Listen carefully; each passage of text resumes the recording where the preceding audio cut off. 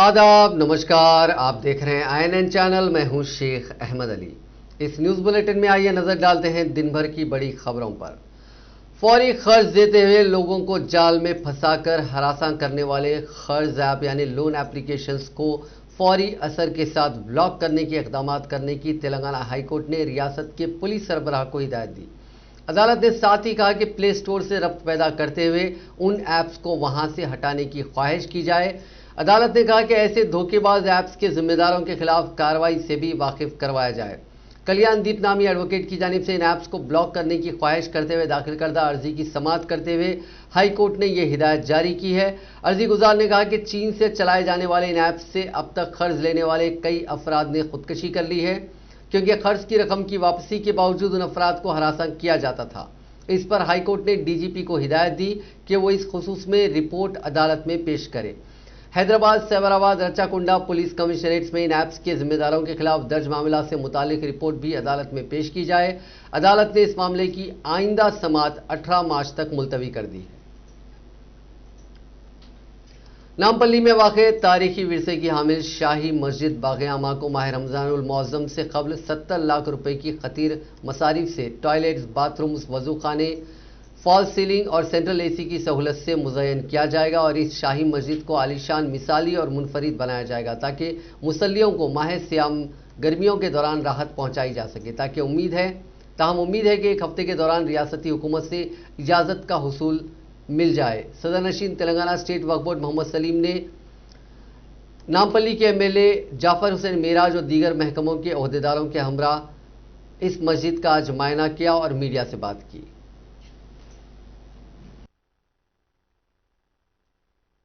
नमाज होती है हमारी, मगर बारिश में जो है ना, जो पानी पचर रहा, जो टॉयलेट पुराने हो गए एकदम, टॉयलेट भी जो है ना साफ सफाई मतलब सही नहीं है, तो इसके लिए जो है ना मस्जिद एक रॉयल मास बोले तो रॉयल टाइप में रहना बोल के हम जो है ना बोर्ड में भी जो है एक रेजोल्यूशन पास करे। 70 लाख रुपए का एस्टिमेट उनका समझ के 70 लाख रुपए पास करे। पैसा भी बोर्ड में रेडी है, वक्फ बोर्ड में।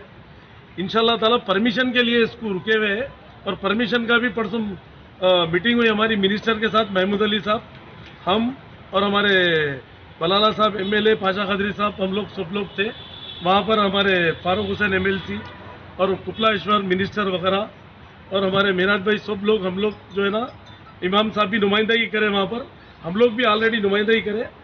गलती से जो है ना वो लोग फाइनेंस को भिजा दिए थे पेपर्स, क्योंकि फाइनेंस से हमको लेना नहीं है गवर्नमेंट से।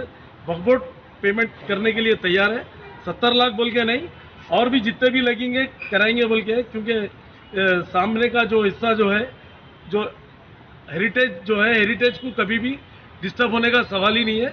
जो शेड जो सामने से है, इसको इंशाल्लाह ताला इसको फॉल सीलिंग के साथ इसको AC बनाएंगे मस्जिद बोल के जो है, क्योंकि 6-7 साल रमज़ान जो है ना, आने वाले 6-7 साल जो है गर्मियों में आ रहा रमज़ान, तो मुसल्लियों को और रोज़दारों को तकलीफ नहीं होना बोल के हम लोग भी जो है ना एक डिसीजन लेके हम लोग बोर्ड में पास करें। मस्जिद गवर्नमेंट के अंडर में मक्का मस्जिद और रॉयल मास, मगर सेंट्रल एक्ट के हिसाब से, वक्फ यूजर के हिसाब से वक्फ बोर्ड को आती कोई भी मस्जिद रहो।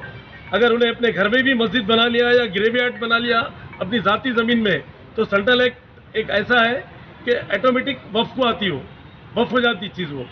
तो अभी गवर्नमेंट की निगरानी में, और गवर्नमेंट भी इसको मेंटेन कर रही, और गवर्नमेंट भी पूरी तरीके से ताउन करने के लिए तैयार है, KCR साहब भी और MIM, हम लोग सब मिलकर इंशाल्लाह ताला जो परमिशन का है एक आध हफ्ते में आ जाएगा। और कल जो है ना, कल हम लोग मीटिंग, कल मिनिस्टर के साथ भी मीटिंग है हमारी, कल जो है ना जो तेलंगाना के वज़ीर हरीश राव और इंदिरा करण रेड्डी ने सिद्दीपेट जिले के सिंगापुर में अर्बन फॉरेस्ट पार्क का इफ्तिताह किया। यह पार्क 117 हेक्टेयर पर फैला हुआ है, जिसको 7 करोड़ 43 लाख रुपए के सरफे से तामीर किया गया है। ये पार्क वर्गल रोड से करीब है। इसमें watch tower, open air gym, बच्चों के खेल के लिए मैदान, चहलकदमी के ट्रैक्स और दीगर सहूलियात हैं। जंगल बचाओ जमीन बचाओ के तहत इस पार्क की तामीर अमल में लाई गई है। हुकूमत ने रियासत में 94 अर्बन पार्क्स कायम करने का मंसूबा तैयार किया है। उनमें से 60 parks Hyderabad metropolitan development authority के हुदूद में तामीर किए गए हैं और बकिया पार्क्स रियासत के दीगर शहरी इलाकों में तामीर किए जा रहे हैं। మరి మన అధికారులు, అటవీ శాఖ అధికారులు, DFO గారు, మా మేడం BCCF గారు, రేంజర్ రామారావు గారు చాలా శ్రద్ధతో ఈ యొక్క అర్బన్ పార్కును రూపుదిద్దినందుకు వారికి గజ్వేల్ ప్రజల పక్షాన ధన్యవాదాలు కూడా తెలియజేస్తా ఉన్నాం. ఎందుకంటే ఈరోజు పట్టణాల్లో చూస్తూ ఉంటే రోజు రోజుకు కాంక్రీట్ జంగల్స్ మారిపోతా ఉన్నాయి. ఈ కాంక్రీట్ జంగల్స్ లో ఉండేటువంటి ప్రజలకు మరి స్వచ్ఛమైనటువంటి గాలి లేక కనీసం ఒక ఆట విడుపు పిల్లలకు లేకపోవడం వల్ల మరి పర్యావరణ సమతుల్యత బాగా దెబ్బతింటా ఉంది. సో గౌరవ ముఖ్యమంత్రి గారు రాష్ట్రంలో పెద్ద ఎత్తున అర్బన్ పార్కులను హైదరాబాద్ జంట నగరాలతో పాటు అన్ని జిల్లా కేంద్రాల్లో తాలూకా కేంద్రాల్లో ఏర్పాటు చేయాలని చెప్పి ఆలోచించడం, దాన్ని గౌరవ మంత్రివర్యులు ఇంద్రకరణ్ రెడ్డి గారు ప్రత్యేకమైనటువంటి శ్రద్ధ పెట్టి అద్భుతంగా ఈ యొక్క అర్బన్ పార్కులు దేశానికే ఆదర్శంగా మన తెలంగాణ రాష్ట్రంలో నిర్మింపజేస్తున్నారు. ఇది 36వ అర్బన్ పార్కును ఈరోజు గజ్వేల్లో మనం ప్రారంభం చేసుకోవడం జరిగింది. ఎందుకంటే ఈ అర్బన్ పార్కులు అనేటువంటివి ప్రజలకు ఎంతో ఉపశమనాన్ని కలిగిస్తాయి.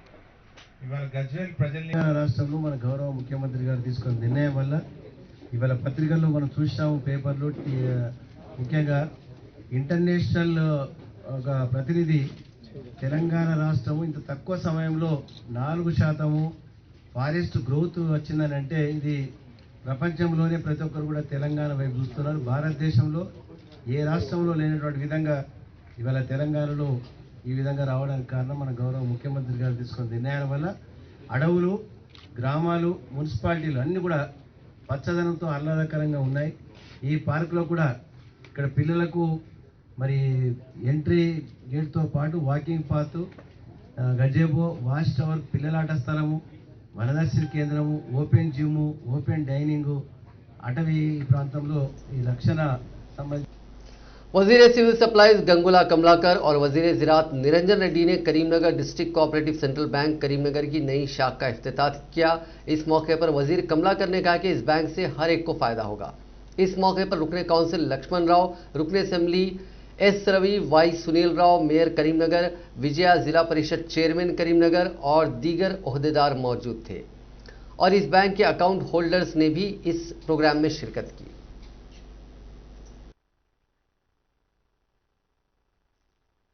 ముఖ్యమంత్రి గారు కేసీఆర్ గారు ముఖ్యమంత్రి అయిన తర్వాత తెలంగాణ రాష్ట్రం ఏర్పడిన తర్వాత ఆ 72 సంవత్సరాల చరిత్ర ఉండగా ఈరోజు మసకబాలు మాసిపోయి ఈరోజు రైతులు సంతోషం పొందే పరిస్థితి వచ్చారు. చాలా సంతోషం ఉంది, రైతులు చాలా సంతోషం ఉంటుంది. రైతుకు కావాల్సింది జలాలు, నీళ్లు. నీరున్నా కరెంటు లేని పరిస్థితి ఒకప్పుడు, కరెంటు ఉన్నా నీరు లేని పరిస్థితి, రెండున్నా గిట్టుబాటు లేక రైతుకు పెట్టుబడి సాయం లేక ఆత్మహత్య చేసుకునే పరిస్థితి ఒకప్పుడు. ఈరోజు గౌరవ ముఖ్యమంత్రి తీసుకున్న చర్యల వలన కాలుష్య జలాలతోటి ఈరోజు కాలుష్య జలాలు రావడం, ఆ జలాలతోటి ఇవ్వకుండా ఉచిత కరెంటు ఇవ్వడం వల్ల ఈరోజు బీడు భూములన్నీ కూడా ఈరోజు పొందుకునే పరిస్థితి. ఒకప్పుడు తను ఉన్న 10 ఎకరాల భూమి కూడా 5 ఎకరాలు ఎండబెట్టుకున్న పరిస్థితి ఒకప్పుడు ఉండే. ఈ రోజు ఆ 10 ఎకరాలతో పాటు పక్కకుండా బీడు భూములు ఉండే పరిస్థితి ఈరోజు రైతులు రావడం అంటే ఈరోజు గౌరవ ముఖ్యమంత్రి కృషి వల్ల ఈరోజు కరెంటు కానివ్వండి, నీళ్లు కానివ్వండి. ఈ నీళ్లు కరెంటుతో పాటు ఒకప్పుడు ట్రాన్స్ఫర్ కాకపోతే ఇబ్బంది పరిస్థితి ఉండేది. ఆ రోజు మన రైతులు పెట్టుబడి కోసం ఎదురు చూసే పరిస్థితి ఉండేది. సాగుకారుల దగ్గరికి మనము జోక్తము మాకు రైతు మా పెట్టుబడి ఇవ్వంటే పెట్టుబడి తీసుకొని మనం। रियासती वजीर तलसानी श्रीनिवास यादव ने कहा है कि सनत नगर में मुस्तहक अफराद में डबल बेडरूम के मकानात हवाले किए जाएंगे।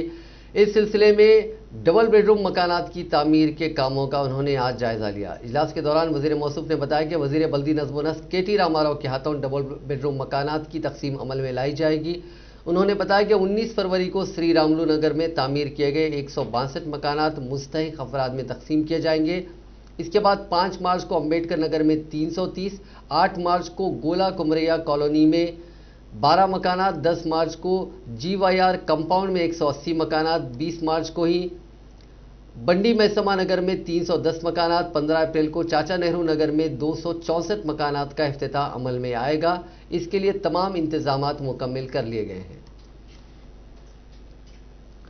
वजीर एक्साइज वो खेल वी श्रीनिवास गौड़ ने 7वें कौमी थाई बॉक्सिंग कप और प्रो नाइट फाइट 2020 के प्रोमो और ब्रोचर का इफ्तिताह अंजाम दिया। वाज़ेह रहे कि Paco martial arts and sports authority Telangana के मुश्तरका अहतमाम के तहत 7वें कौमी थाई बॉक्सिंग कप और प्रो नाइट फाइट 2021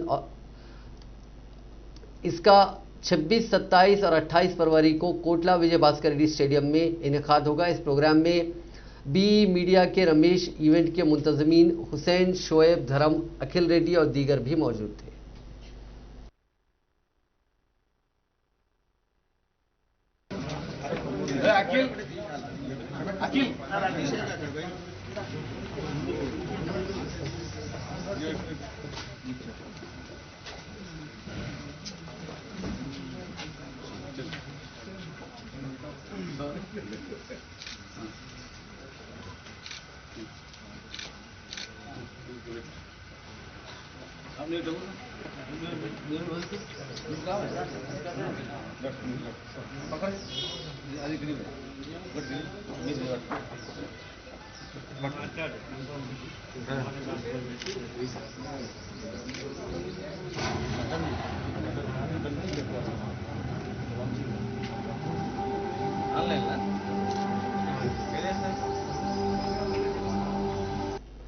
टीआरएस के रुकन राज्यसभा बंडा प्रकाश ने मुतालबा किया है कि हैदराबाद सेंट्रल यूनिवर्सिटी का नाम साबिक वजीर आजम पीवी नरसिम्हा राव के नाम पर रखा जाए। उन्होंने मरकज से मुतालबा किया कि वो पीवी नरसिम्हा राव को भारत रत्न अता करे और एक सड़क को भी उनके नाम मौसूम करे। रुकन पार्लियामेंट बंडा प्रकाश ने राज्यसभा में तकरीर करते हुए कहा कि एक करारदाद मंजूर की जानी चाहिए ताकि हैदराबाद सेंट्रल यूनिवर्सिटी को पीवी नरसिम्हा राव के नाम से मौसूम किया जाए। Per drop more crop and completing irrigation projects and do better agriculture practices.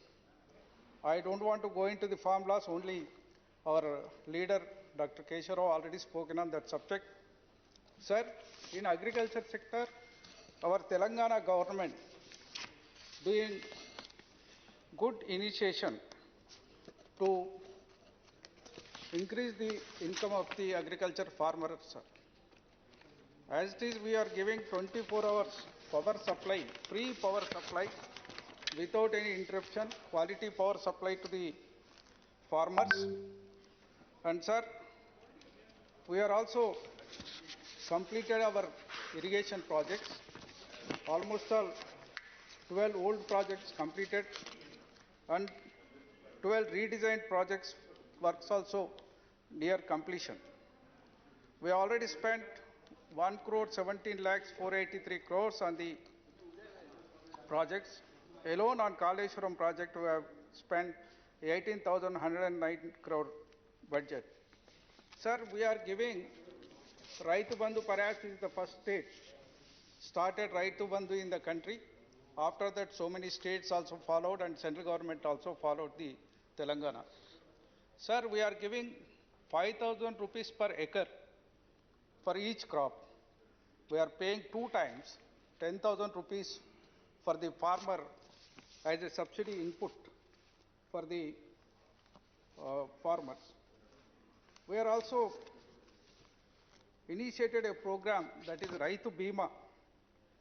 Total 32.73 lakh pattadars families are enrolled with the Raitu Bima program. It is linked up with the LIC of India. Sir, as on today, whoever expired with any cause, accidental or natural death, they will be paid 5 lakh rupees within 5 days. It will be straight transferred to their account, sir. As on today, we have paid 2,206 crores to the beneficiaries. Sir, for restoring the minor irrigation tracts and lakes in Telangana state,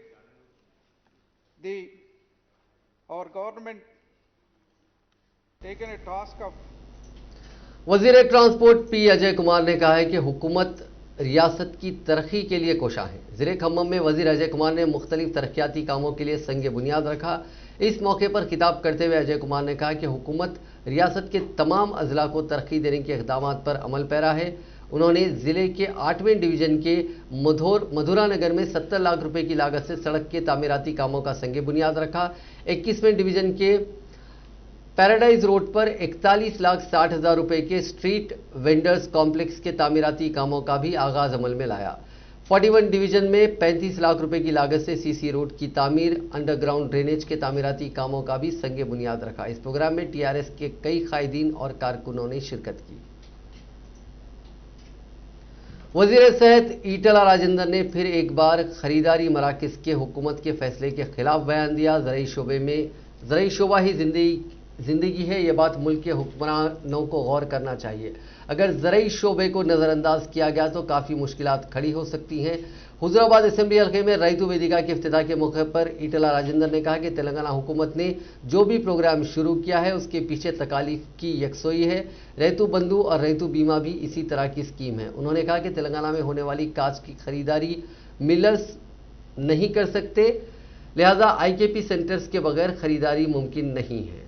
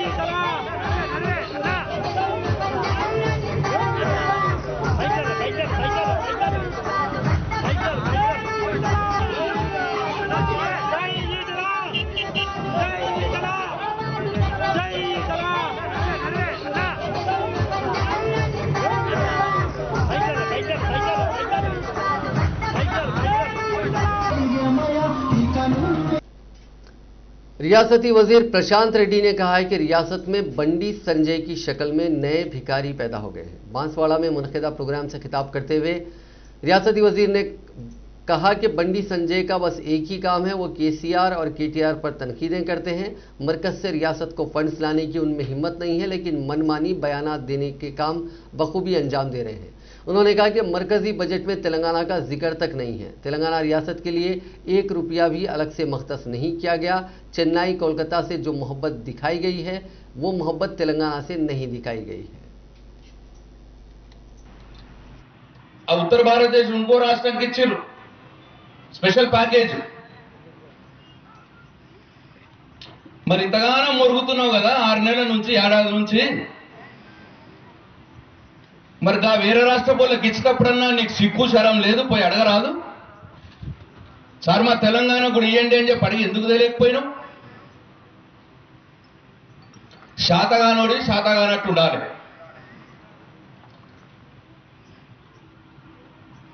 భాగవతులు వేషం వేయొద్దు శాతగానుడు. ఏం చెప్పిర్రా బడ్జెట్లా? Kaleshwaram project ఊసుందా?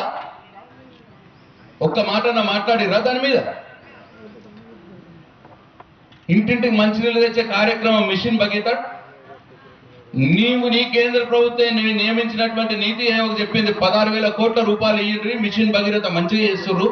Telangana రాష్ట్ర ప్రభుత్వం ఇవాళ దేశానికి ఆదర్శమైంది, వాళ్ళకి ఆర్థిక సహాయం చేయండి 16,000 కోట్ల రూపాయలు అని చెప్పి నీకే। रोटी रोजी के लिए सऊदी अरब में मुलाजिमत के लिए जाने वाले तेलंगाना के एक शख्स की वहां सड़क हादसे में मौत के बाद उसके खानदान ने उसकी लाश की आबाई मकाम वापसी के लिए वजीर खारजा से नुमाइंदगी की है। Protector of immigration POE Hyderabad के तवज्जुह से मरकजी वजीर खारजा से की गई इस नुमाइंदगी में ज़िले निज़ामाबाद के अंदलवाई मंडल के सरनापल्ली गांव के रहने वाले नरसा रेड्डी नामी शख्स की बीवी ने कहा कि खलीजी मुल्क की अमाना मंतखा अल-जौफ कंपनी में इसका शोहर सैनिटेशन वर्कर के तौर पर मुलाजिमत करता था। वो 7 साल पहले इस काम के लिए सऊदी अरब गया था। नरसा रेड्डी की बेटी ने मीडिया से बात करते हुए कहा कि 3 माह पहले उनको इत्तला मिली कि ड्यूटी के औकात में हुए सड़क हादसे में उनके बाप की मौत हो गई। उन्होंने कहा कि वहाँ के हुक्काम के साथ साथ हिंदुस्तानी हुकूमत ने इस सिलसिले में कोई मुनासिब रद्द-ए-अमल जाहिर नहीं किया है। उन्होंने अपने वालिद की लाश की जल्द से जल्द वापसी के लिए ख्वाहिश की ताकि इसकी आखिरी रसूमात अंजाम दी जा सके। इसके बेटे ने कहा कि इसके बाप की मौत के 90 दिन बाद भी उसकी लाश नहीं लाई गई। इसके अरकान खानदान ने कहा कि इसकी मौत की इत्तला पर वो सकते में है और सारा खानदान सदमे से दो चार है। कांग्रेस के रुकने काउंसिल टी जीवन रेड्डी ने रियासती हुकूमत से मुतालबा किया है कि हल्दी के किसानों को अकल तरीन कीमत फराहम करते हुए उनको राहत पहुंचाई जाए। मीडिया से बात करते हुए जीवन रेड्डी ने कहा कि वज़ीर आला को एक मकतूब उन्होंने रवाना किया है जिसमें शुमाली तेलंगाना, निजामाबाद, जगतियाल, कामारेड्डी, वरंगल में हल्दी की काश्त और इससे जुड़े किसानों के मसाइल पर रोशनी डाली। मतलब वो जमाने में हल्दी 1 क्विंटल 200 रुपए रहे तो 200 रुपए की सोना थे साहब। आज सोना तो 50,000 रुपए तुला हो गए। सोना 50,000 रुपए तुला हो गए। तुला बोले तो 10 ग्राम्स। हल्दी जहां की वहां 5,000 के क्विंटल पे रह गए। ये 5,000 क्विंटल से हमको कम से कम क्या बोलते इन्वेस्टमेंट भी नहीं आ सक रहे। 1 क्विंटल समझ नहीं, 1 क्विंटल नहीं साहब, 1 एकड़ हल्दी अगर खास करना बोले तो एकड़ को कम से कम 1 लाख रुपए इन्वेस्टमेंट होता साहब, 1 लाख रुपए। अब ये 5,000 के हिसाब से 1 लाख भी आने की उम्मीद नहीं है। ये मुत्तहिदा आंध्र प्रदेश में हल्दी जबकि जमाने में 10 से 15,000 तक क्विंटल थे साहब, 10 से 15,000 तक। जैसा वक्त गुजारते कीमत बढ़ते रहती, हर चीज की कीमत बढ़ रही, मगर हल्दी की कीमत जो है गिरते हुए जा रहे। इस वजह से गए 5-6 साल से जब से तेलंगाना अलग रियासत बने, हमारी हल्दी किसान जो है ये एजुकेशन जो टर्मरिक बोर्ड हल्दी के वास्ते एक अलग बोर्ड बना है तो वो बेटर सीड और क्वालिटी हल्दी उबालने में, मार्केट फैसिलिटीज बढ़ाने में काम आते बल्कि सोच रही थी, मगर ये रियासत हुकूमत समझो। तेलंगाना बीजेपी गिरिजन मोर्चा के रियासती सदर हुसैन नायक ने कहा है कि 7 फरवरी को गिरिजन भरोसा यात्रा हुजूर नगर में निकाली जाएगी। मीडिया से बात करते हुए उन्होंने कहा कि हुजूर नगर में उत्तम कुमार रेड्डी और टीआरएस रुकने असेंबली सईदी रेड्डी ने गिरिजनों की अराजियात पर कब्जा किया है और गिरिजनों को जेल भेजा है। 7 फरवरी को बीजेपी सदर बंडी संजय की सदारत में चलो हुजूर नगर प्रोग्राम मुनक्किद किया जा रहा है। इसको कामयाब बनाने की उन्होंने अपील की। इस मौके पर साबिक वजीर रविंद्र नायक ने वजीर आला चंद्रशेखर राव को तनकीद का निशाना बनाते हुए कहा कि वजीर आला गिरिजनों की कास्ट वाली अराजियात को उनसे छीन रहे हैं। कुटुंबम कर लिया उन्होंने, बंगारू तेलंगाना बाहर में गया लेकिन उन्होंने बंगारू कुटुंबम कर लिया। अब जो है उनके एमएलएस है, उनके ताबेदार जितने भी है, उनके चेले चमचे जितने भी है, पूरे गरीब लोगों के पास जो जमीन है वो छीनने का शुरू कर दिया। तो उसका उदाहरण आज हमारा गुर्रमपोड़ मठमपल्ली मंडल में है। वो चीज़ देखने के लिए, बताने के लिए और वहाँ के आदिवासी भाइयों को भरोसा देने के लिए हमारे प्रधानमंत्री जी के सबका साथ, सबका विकास, सबका विश्वास, इस निनाद से इंस्पायर होकर हमारे राष्ट्र के अध्यक्ष जो बंडी संजय जी ने हम लोगों को वहाँ पर भेजा। हमने जाके स्टडी किया और करने के बाद वहाँ तो बहुत गलत हो रहा है। वहीं नहीं, अब जो नागार्जुन सागर जो एरिया है वहाँ पर भी 3,000 एकड़ पे वहाँ भी ये चल रहा है, धोखा चल रहा है, जमीन छीन रहे हैं। उसी तरह पोड़ू भूमुलू, पोड़ू जमीन जो है जिसको पट्टा देना है, जो FRA चट्टम जो है, फॉरेस्ट राइट्स एक्ट जो है। तेलंगाना आने से पहले तेलंगाना में दलित गिरिजन पब्लिक को सबको न्याय चाहिए।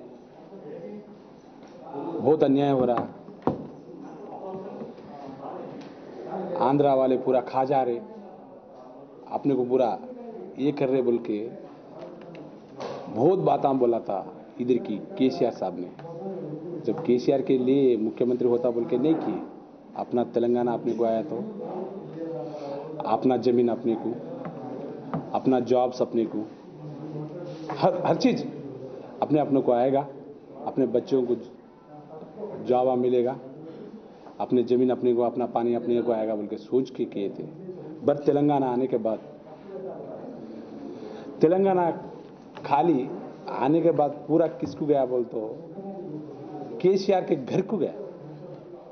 केसीआर साहब को मुख्यमंत्री हो गया। केसीआर साहब पहले बोला नहीं मुख्यमंत्री मैं ही होता हूं बोल के, दलित को करता हूं बोला, दलित को 3 एकड़ जमीन देता हूं बोला, घर देता हूं बोला, डबल बेडरूम बोला ना, डबल बेडरूम घर देता हूं बोला।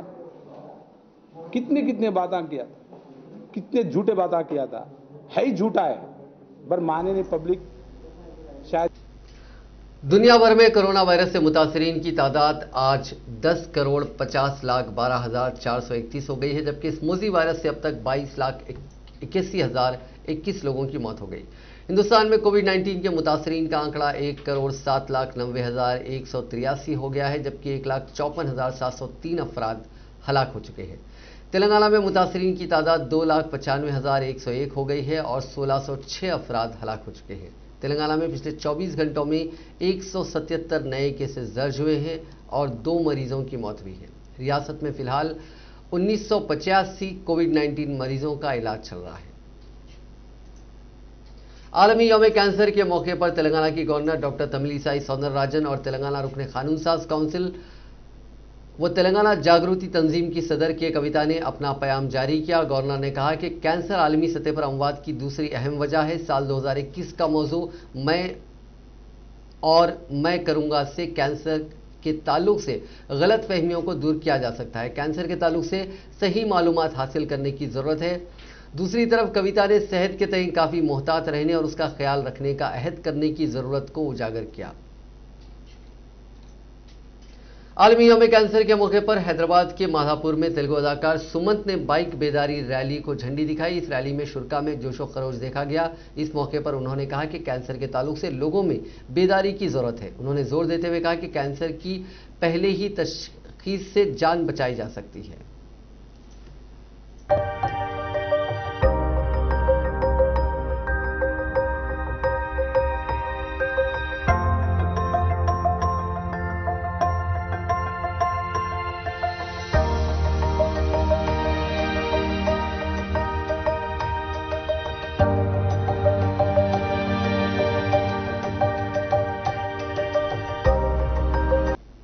हैदराबाद के छतरी नाका पुलिस स्टेशन के हुदूद के गौलीपुरा इलाके में एक प्राइवेट श्रीनिवासा स्कूल में बड़े पैमाने पर आग लगने का वाकया पेश आया। इस वाकये के वक्त स्कूल में 23 तलबा थे जो महफूज तौर पर बाहर निकाले गए। मकामी अफराद ने बताया कि स्कूल के ग्राउंड फ्लोर पर वाक़ ऑफिस में अचानक आग लग गई। इस आग को देखकर स्कूल के जिम्मेदारों ने मकामी अफराद की मदद से आग पर काबू पाया और फायर ब्रिगेड के एहलकारों को इत्तला दी, जिसके बाद फायर ब्रिगेड के एहलकार वहां पहुंचे और आग पर मुकम्मल तौर पर काबू पाया। शॉर्ट सर्किट आग लगने की वजह समझी जा रही है। इस वाक़े में किसी के झुलसने या किसी की मौत की कोई इत्तला नहीं है। अलबत्ता फर्नीचर और दूसरा सामान जलकर खाकस्तर हो गया। इस वाक़े के साथ ही मकामी अफराद की बड़ी तादाद स्कूल के करीब जमा हो गई। ర్యాక్ మొత్తం ఐరనే, జస్ట్ దాని కబోర్డ్స్ మాత్రమే అది ఉండే. చూసేసరికి ఆఫీస్ రూమ్ నుంచి పోయి ఇంకొక వేరైనా పోయి మెయిన్ బంద్ చేసినాం. దెబ్బ వాటర్ అవన్నీ కొట్టినాం. లేడీస్ అందరూ కలిసి అందరు చేసారు, హెల్ప్ చేసారు అందరు, చాలా మంది. వాటర్ పైపులు తీసుకుని అన్ని తీసుకుని కొట్టినాం. ఫస్ట్ పొగలు వస్తున్నాయని ఎట్ల కింద వస్తున్నాయని చూసినాము. చూసేసరికి లోపల దీపము తాడు ముట్టించినట్టుండే అది కింద పడిపోయింది, సోఫాలో పడిపోయింది. సోఫాలో పడిపోతే అన్ని మంటలు అంటుకున్నాయి, మొత్తం బయట పడికి వచ్చేసినాయి ఫేస్. ఏం రాలేదు ఇంకా వచ్చేసి లోపలనే మేము వాటర్ కొడుతూనే ఉన్నాం. ఏం లేదు పిల్లలని మేము పంపించేసినాం. అక్కడ వేరే ఇల్లులు ఉన్నాయి కదా, అక్కడ పంపించేసినాం. మీరేమన్నా బుల్వాడారా? మాకు పిల్లలు ఉంటారు కదా, పిల్లలను ఫస్ట్। नाजरीन, इस न्यूज़ बुलेटिन में बस इतना ही। देखते रहिए INN चैनल।